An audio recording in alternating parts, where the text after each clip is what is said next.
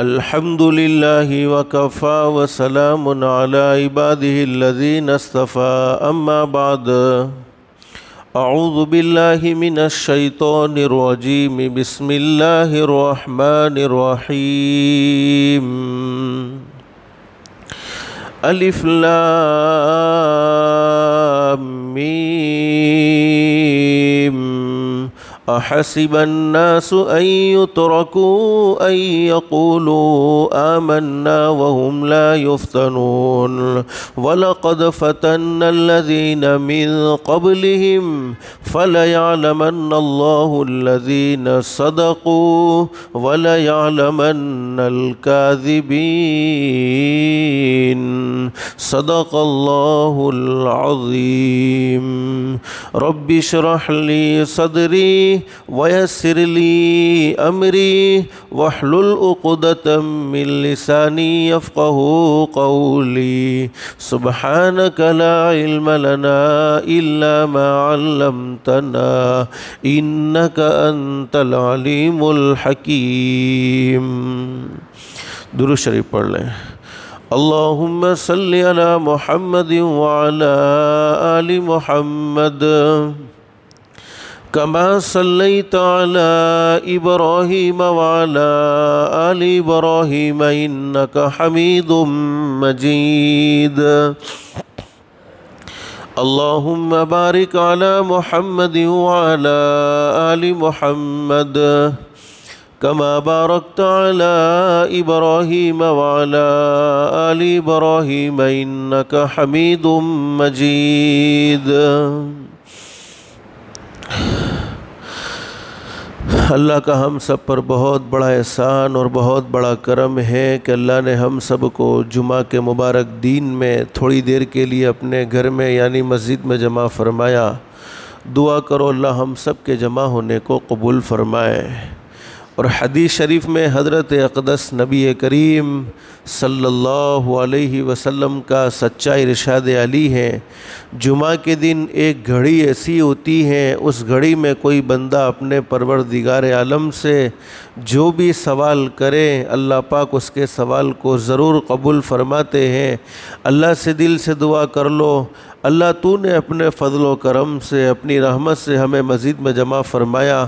اللہ کے لیے کوئی مشکل نہیں، اللہ ہم سب کو جنت الفردوس میں بھی جمع فرمائے.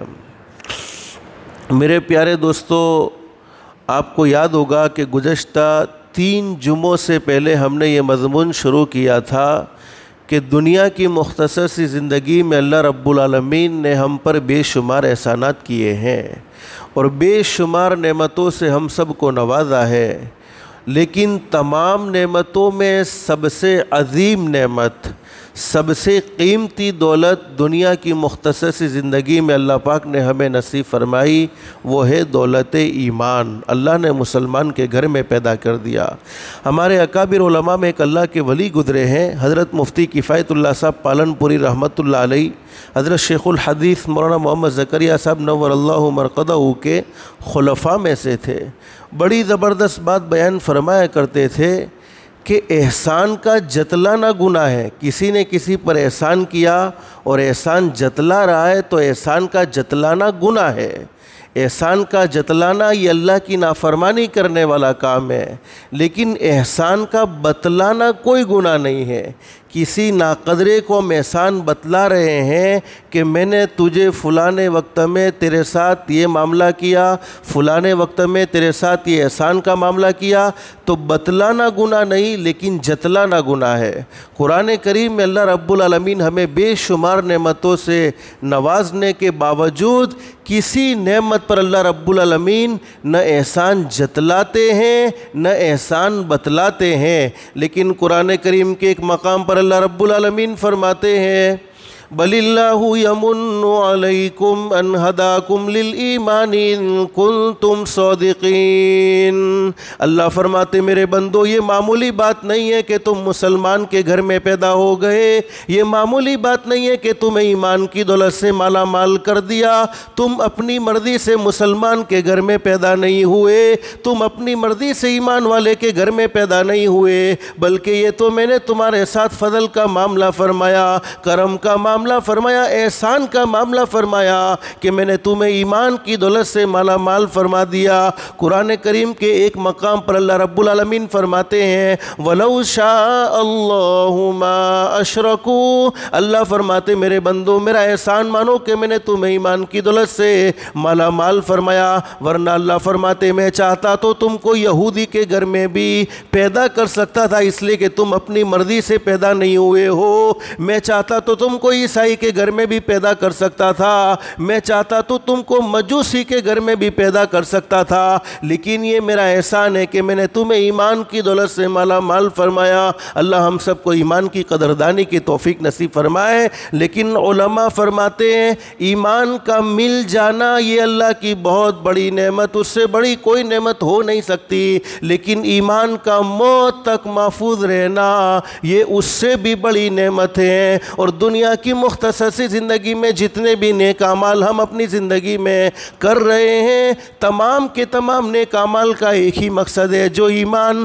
اللہ نے ہمیں ماں کی گود سے نصیب فرمایا وہ ایمان قبر میں جانے تک محفوظ کیسے رہ جائے. مسلم شریف میں حدیث موجود ہے, ایک مرتبہ حضرت اقدس نبی کریم صلی اللہ علیہ وسلم تشریف فرمائے, صحابہ کرام کا لمبا چوڑا مجمع مسجد نبوی میں موجود ہے. حضرت نبی کریم صلی اللہ علیہ وسلم نے صحابہ کرام سے فرمایا بادروا بالاعمال فتنا, او میرے صحابہ کرام سن لو, نیک اعمال میں جلدی کرتے رہو, اللہ پاک نے زندگی نصیب فرمائی ہے, زندگی کی قدر کر لو اور زندگی کی فرصتوں کو غنیمت سمجھو اور نیک اعمال کو کل کے لیے مؤخر نہ کرو کہ فلانی عمر میں نیک ہو جائیں گے, فلانی عمر میں نیک ہو جائیں گے. میرے پیارو ہم روزانہ موت کی خبریں سنتے ہیں, روزانہ لوگوں کو دنیا سے جاتے ہوئے اپنی آنکھوں سے دیکھتے ہیں, کئیوں کے انتقال کی خبر اپنے کانوں سے سنتے بھی ہیں, لیکن حقیقت یہ ہے اللہ پاک ہمیں سمجھا رہے ہیں. اللہ پاک کو اپنے بندوں سے محبت ہے, فرمایا اللہ رب العالمین حضرت نبی کریم صلی اللہ علیہ وسلم کے ذریعے ہمیں یہ پیغام دے رہے ہیں دنیا کی زندگی مختصر سی زندگی ہے, اب مختصر سی زندگی میں فرصت کو غنیمت سمجھو اور زندگی میں جتنا کسی کے ساتھ اچھا معاملہ ہو سکے, اخلاق برت سکتے ہو اخلاق برت لو, نیکی کر سکتے ہو نیکی کر لو, اللہ کو راضی کرنے والے اعمال کر سکتے ہو کر لو. بادروا بالاعمال فتنا کقطع اللیل مظلم, اس وقت کے آنے سے پہلے کہ ایک وہ زمانہ آئے گا اندھیری رات کے ٹکڑوں کی طرح نئے نئے فتنے تمہیں دیکھنے کو ملیں گے, نئی نئی خبریں تمہیں سننے کو ملے گی, اندھیری رات کی ٹکڑوں کی طرح نئے نئے فتنوں کی تمہیں خبریں سننے ملے. اس سے پہلے اپنی زندگی میں نیک اعمال کر لو. اور آگے حدیث شریف میں فرمایا نبی کریم صلی اللہ علیہ وسلم نے میری امت کا اتنا برا حال ہو جائے گا, مسلم شریف میں حدیث موجود ہے, صبح میں آدمی مومن ہوگا لیکن جب شام کو موت آئے گی تو جنازہ کافر کا اٹھ رہا ہوگا, اور شام کو آدمی مومن ہوگا لیکن جب صبح میں موت آئے گی تو جنازہ کافر کا اٹھ رہا ہوگا. اللہ ایسی گھڑی سے ہم سب کی حفاظت فرمائے, اللہ ہم سب کو ایمان کی قدردانی کی توفیق و سعادت نصیب فرمائے. میرے پیاروں ہمیں قدر کیوں نہیں ہوتی؟ اب سوال یہ ہے, ہم سوچتے ہیں کہ ہم مسلمان ہیں, اللہ نے ہمیں مسلمان کے گھر میں پیدا کیا, ہم نے کون سی ایمان کی ناقدری کی ہے, ہم نے کب ایمان کی ناقدری کی ہے؟ ہم نے تو ہر وقت اللہ کا شکر ادا کیا ہے, ہر وقت ہم ایمان کی قدردانی کرتے ہیں. نماز کو نہ پڑھنا یہ ایمان کی ناقدری ہے, اللہ کو راضی کرنے والے اعمال نہ کرنا یہ ایمان کی ناقدری ہے. اور فارسی کا یہ مقولہ ہے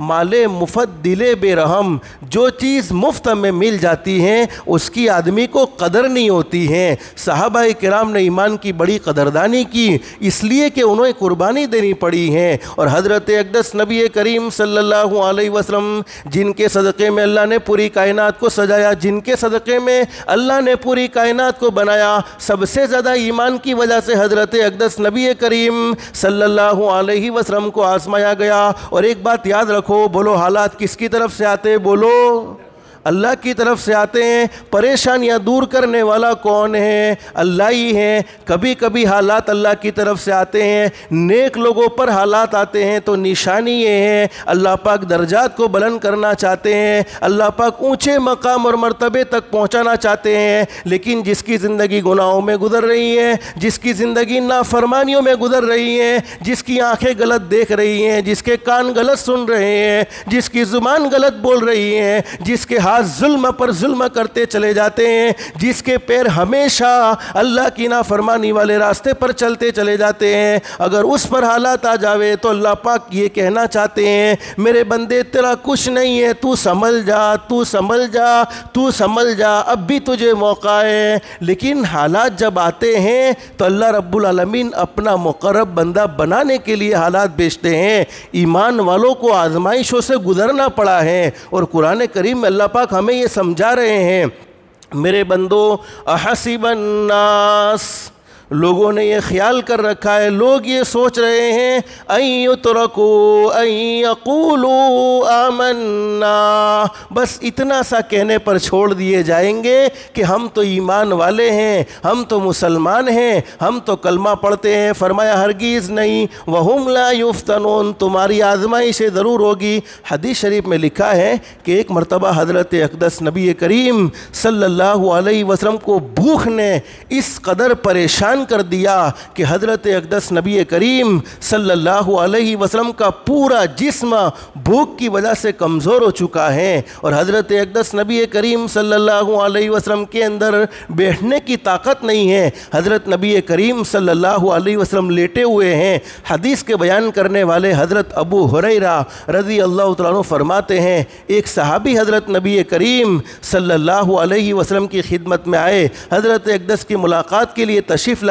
جب صحابی نے حضرت نبی کریم صلی اللہ علیہ وسلم کی یہ کیفیت دیکھی کہ آپ کا پورا بدن، آپ کی پوری باڈی، آپ کا پورا جسم کمزور ہے، حضور بیٹھنے کی طاقت نہیں رکھتے، حضور لیٹے ہوئے ہیں، حضرت نبی کریم صلی اللہ علیہ وسلم سے صحابی نے پوچھ لیا اللہ کے نبی آپ کی یہ حالت کیسے ہو گئی؟ جسم آپ کا کمزور ہوتا چلا جا رہا ہے، آپ کی باڈی میں بڑی کمزوری آ چکی ہے، آخر کیا وجہ ہے؟ حضرت اقدس نبی کریم صلی اللہ علیہ وسلم چونکہ امت کے لیے رہبر تھے، آپ ہمیشہ اللہ کا شکر ادا کرنے والے تھے، لیکن امت کو سمجھایا ہے، امت کو بتلایا ہے کہ کبھی کبھی پریشانیاں اللہ کی طرف سے آتی ہیں، کبھی کبھی دکھ اللہ کی طرف سے آتے ہیں، تو ان دکھوں پر ضرور صبر کرنا چاہیے۔ حضرت نبی کریم صلی اللہ علیہ وسلم نے فوراً صحابی سے کہہ دیا میرے صحابی بھوک نے پریشان کیا ہے، بھوک کی وجہ سے یہ باڈی کمزور ہو چکی ہے۔ اس حدیث کا مطلب یہ نہیں ہے کہ حضرت نبی کریم صلی اللہ علیہ وسلم بھوکے ہونے کی وجہ سے صحابی سے سوال کر رہے، یہ مطلب نہیں ہے، بلکہ صحابی کو بتلانا چاہتے ہیں ایمان والوں کو آزمائشوں سے گزرنا پڑتا ہے۔ حدیث شریف میں لکھا ہے کہ صحابی حضرت نبی کریم صلی اللہ علیہ وسلم کی یہ بات نہ سن سکے، اور صحابی کی آنکھوں میں آنسو آ گئے، وہاں کھڑے نہ رہ سکے۔ صحابی فوراً حضرت نبی کریم صلی اللہ علیہ وسلم کے دربار سے نکل گئے اور فوراً بازار میں گئے۔ بازار میں جانے کے بعد مزدوری کی، اور مزدوری کرنے کے بدلے میں حدیث شریف میں لکھا ہے کہ کچھ ڈول پانی کے کنویں سے نکالے، اور اس مزدوری کے بدلے میں کچھ کھجوریں ملی۔ اب سوال یہ ہوتا ہے کہ صحابی بازار میں کیوں چلے گئے؟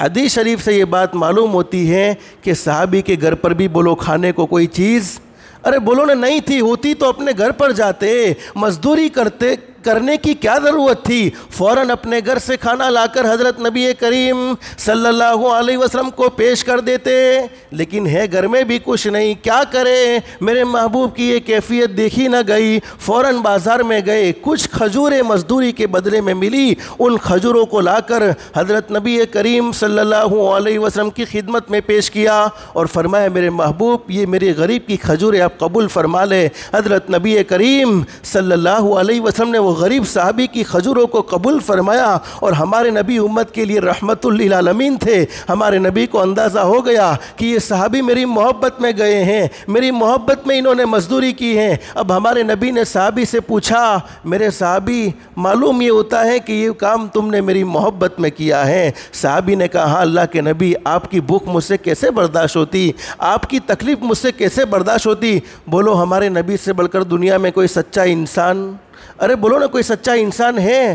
ہرگیز نہیں۔ ہمارے نبی سچائی کا پیغام دینے والے، آپ سے بڑھ کر دنیا میں کوئی سچا انسان نہیں، آپ کو قسم کھانے کی کوئی ضرورت نہیں ہے۔ اس کے باوجود حدیث شریف کے الفاظ، حضرت نبی کریم صلی اللہ علیہ وسلم نے ارشاد فرمایا، اللہ کی قسم، ہمارے نبی قسم کھا رہے ہیں، حضرت نبی کریم صلی اللہ علیہ وسلم نے فرمایا، اللہ کی قسم، میرے صحابی سن لو، مجھ سے محبت کرنے والوں کی طرف مصیبتیں اس تیزی سے آتی ہیں جیسے پہاڑ کی چوٹی سے کوئی زمین پر گرتا ہے تو کتنا تیزی سے گرتا ہے، اتنا ہی تیزی سے مجھ سے محبت کرنے والوں کی طرف مصیبتیں آتی ہیں۔ بہت سے لوگ سوچتے ہیں، ارے ہوں تو نماز نتھی پڑھتو પણ દુકાન તો એવી ચાલે છે کہ મને કામ કરવાની ફુરસત નથી મળતી۔ حالانکہ زندگی رونگ گزر رہی ہے، لیکن نہ کبھی میری باڈی میں کوئی بیماری، نہ میرے کاروبار میں کوئی تنگی۔ حقیقت کیا ہے؟ علماء جانتے، قرآن کریم میں موجود ہیں،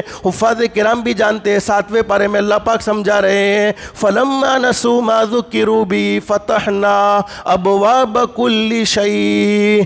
اللہ کی نافرمانی کرنے والے اگر اپنی زندگی میں خوش ہیں، نمازوں کو چھوڑ کر بزنس کرنے والے اگر اپنی زندگی میں راضی ہیں، تو سمجھ لینا چاہیے اللہ قرآن کریم میں یہ پیغام دیتے ہیں، فَلَمَّا نَسُوا مَا ذُكِّرُوا بِهِ۔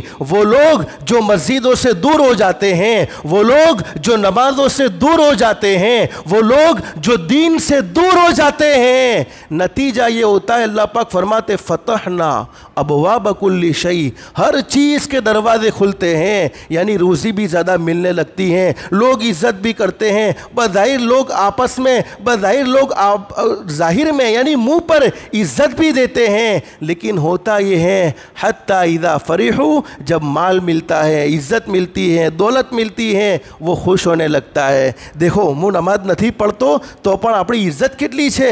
અરે હું દાઢી નથી રાખતો તો પણ લોગ મને ઝૂકી ઝૂકીને સલામ કરે છે। અરે હું સાચું નથી બોલતો, हमारा बिजनेसમાં તો झूठ सिवा વાત જ ના હોય, झूठ ना बोलिए तो बिजनेस चाले नहीं। मेरे प्यारे, कोई सा भी कौन सा भी बिजनेस क्यों ना हो, जिस बिजनेस में झूठ आ गया उस बिजनेस में कभी भी बरकत हासिल नहीं हो सकती है, और उसकी औलाद हमेशा उसकी नाफरमान रहती है जिसने अपने बच्चों को हराम के लुक़मे खिलाए हैं।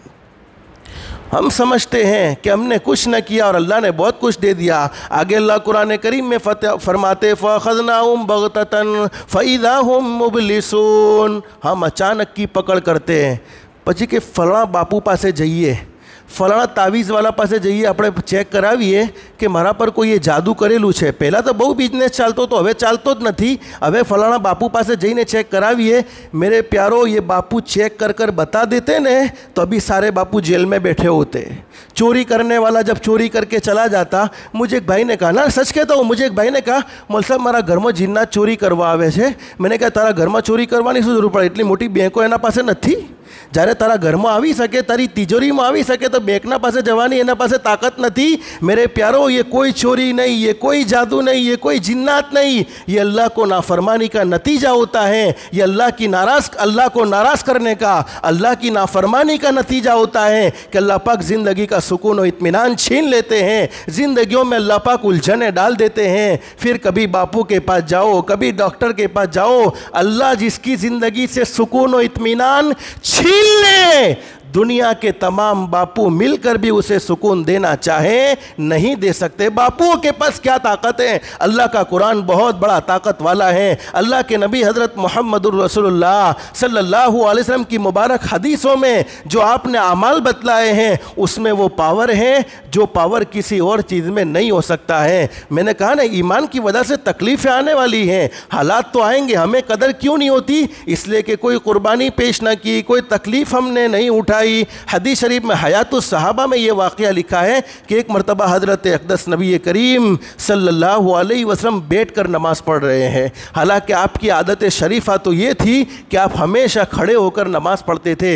हज़रत अबू हुरैरा रज़ी अल्लाह तआला अन्हु एक सहाबी हैं, हज़रत नबी करीम सल्लल्लाहु अलैहि वसल्लम की खिदमत में आए। हुज़ूर अक़दस सल्लल्लाहु अलैहि वसल्लम को बैठ कर नमाज़ पढ़ते हुए देखा तो हज़रत नबी करीम सल्लल्लाहु अलैहि वसल्लम से पूछा कि मेरे महबूब, हमेशा आप खड़े होकर नमाज़ पढ़ते हैं, بیٹھ کر نماز پڑھنے کی کیا وجہ ہے؟ حضرت نبی کریم صلی اللہ علیہ وسلم نے فرمایا ابو ہریرہ سے، ابو ہریرہ مجھے بھوک نے پریشان کر دیا ہے، بھوک کی وجہ سے مجھ میں کھڑے ہونے کی طاقت نہیں ہے کہ میں کھڑے ہو کر نماز پڑھ سکوں۔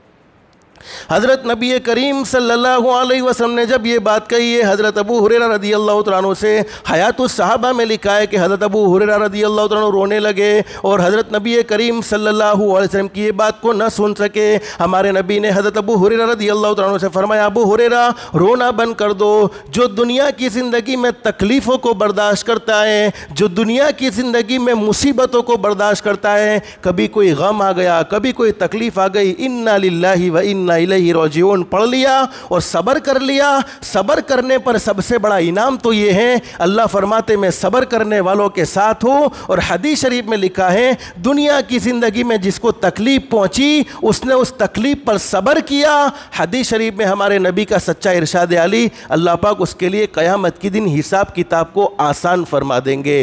حساب کتاب کے آسان ہو جانے کا مطلب مفسرین نے لکھا ہے اللہ پاک اسے بغیر حساب و کتاب کے جنت کا داخلہ نصیب فرما دیں گے۔ تو میرے پیارو یہ ایمان اللہ کی بہت بڑی نعمت ہے، اللہ ہم سب کو اس کی قدردانی کی توفیق نصیب فرمائے، اللہ ہر ایک کو مدینہ المنورہ کی حاضری نصیب فرمائے۔ ایک مرتبہ حضرت اقدس نبی کریم صلی اللہ علیہ وسلم مسجد نبوی میں بیٹھے ہوئے ہیں، ایک صحابی جن کا میں نے ابھی آپ کے سامنے تذکرہ کیا، حضرت ابو ہریرہ رضی اللہ تعالیٰ عنہ مسجد نبوی میں تشریف لائے۔ جب تک ماں زندہ تھی ماں کی خدمت کرتے رہے، لیکن جب ماں دنیا سے چلی گئی حضرت نبی کریم صلی اللہ علیہ وسلم کی خدمت میں رہتے تھے۔ حضرت ابو ہریرہ رضی اللہ تعالیٰ عنہ نے دیکھا ہمارے نبی مسلسل رو رہے ہیں، آپ کی آنکھوں سے آنسو کے قطرے جاری ہیں، مسلسل آپ کا رونا جاری ہے۔ حضرت نبی کریم صلی اللہ علیہ وسلم کے قریب آئے، فرمایا میرے محبوب کیا آپ کو بھوک نے پریشان کیا؟ کیا آپ کو کسی اور تکلیف نے پریشان کیا؟ کون سی چیز آپ کو رلا رہی ہے؟ حضرت نبی کریم صلی اللہ علیہ وسلم نے فرمایا ابو ہریرہ سن لے، ابھی جبریل امین علیہ السلام میرے پاس آئے اور جبریل امین علیہ السلام نے مجھے بڑی عجیب بات بتلائی۔ جبریل امین نے فرمایا میرے محبوب یعنی ہمارے نبی سے فرمایا اللہ کے نبی آپ کی امت کے بہت سے لوگ ایسے ہوں گے جن کو اللہ نے ماں کی گود سے ایمان نصیب فرمایا ہوگا، جن کو اللہ نے ماں کی گود سے مسلمان بنایا ہوگا، لیکن گناہوں کی نحوست یہ ہوگی مرنے سے پہلے اللہ پاک ان سے کلمے کو چھین لے گا اور ایمان کی دولت سے انہیں محروم کر دے گا۔ اللہ ہم سب کی حفاظت فرمائے۔ تو میرے پیارو بہت سے گناہ زندگی میں ایسے ہوتے ہیں جن گناہوں کی نحوست کی وجہ سے ایمان ختم ہو جاتا ہے، اس کا ہمیں احساس بھی نہیں ہوتا، دنیا والوں کی نظر میں ہم مسلمان شمار ہوتے ہیں، لیکن اللہ حفاظت فرمائے اللہ نے آسمانوں پر کہیں ایسا نہ ہو کہ ہمارے ایمان کے ختم ہونے کا فیصلہ کر لیا ہو۔ بہت سے لوگ نمازوں میں بڑی سستی ہیں، پتہ نہیں کیا ہو گیا، فجر کی نماز میں کیوں آنکھ نہیں کھلتی؟